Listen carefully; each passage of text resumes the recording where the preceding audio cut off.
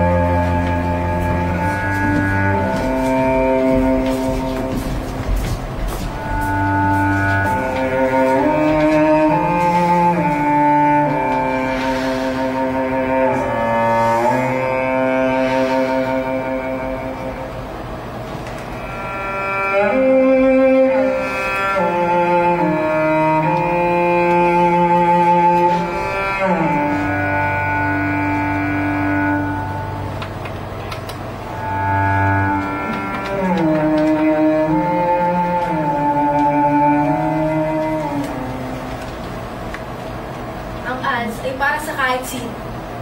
Bata, matanda, may mga kapansanan.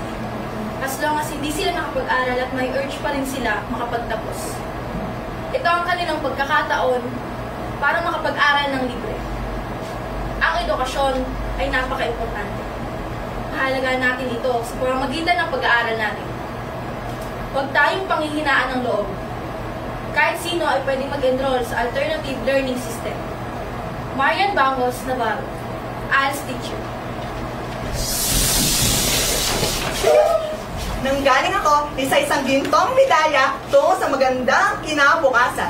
Woo! Nanggaling ako sa lugar kung saan sabay kumakain ng pamilya. Nanggaling ako sa tinig ng paghenga ng aking ina.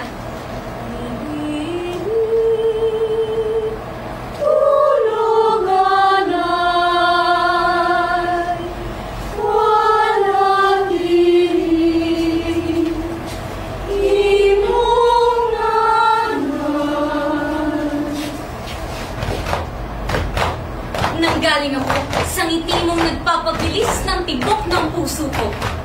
Nanggaling ako sa ilaw na nagbibigay liwanag sa gabi.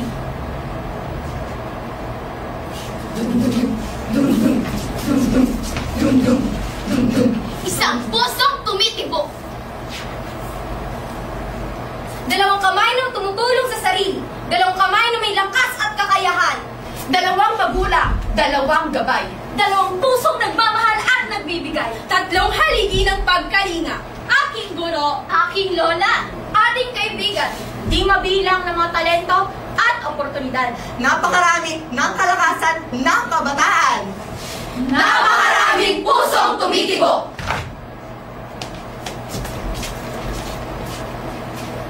Patas na pagtingin sa ibang tao. Patas na pagtrato sa ibang tao. Patas na pakikitungo sa kapwa. Patas na kaunlaran at kalayaan. Higit pa tayo sa tingin ng iba.